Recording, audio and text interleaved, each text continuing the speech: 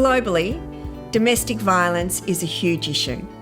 But the interesting thing is, we don't always understand that it could be right under our nose. We always think it happens to other people in other neighbourhoods.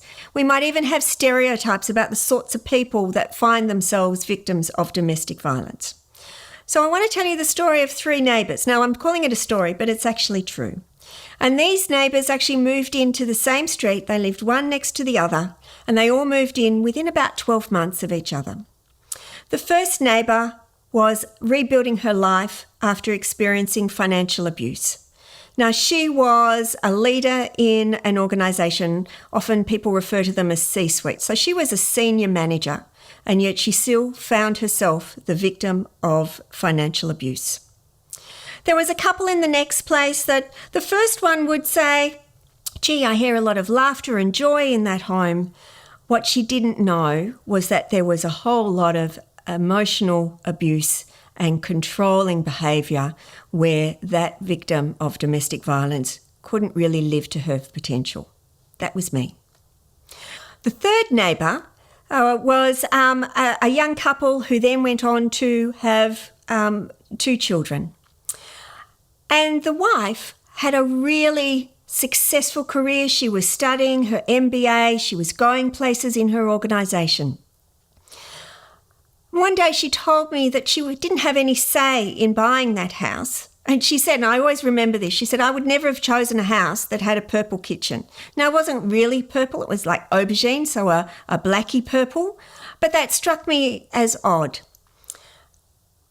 I moved out of that street, and several years later, I met her in the shopping centre. And she was her bubbly, vivacious self, and we were having a great catch-up and a lovely chat. And then her husband walked in, and I saw her physically move her chair back from the table. She actually got really small. She stopped talking. And so then it became a conversation between him and me. I really strongly suspect that she was in an abusive relationship. I'm really sorry that I couldn't do anything for her at that time. I know that I had tried to call her on several occasions and could never get through to her. I now understand he was probably monitoring her calls. And of course, because I was single and living by myself and had recently escaped my own abusive relationship, I really didn't feel like I had the resources, the strength or the security to actually reach out to her, and I didn't know what to do.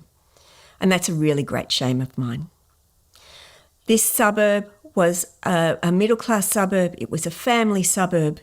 And while it might be unusual to get 3 neighbours all suffering from abuse over a couple of years, domestic violence is in all sorts of places. It could be in plain sight of you.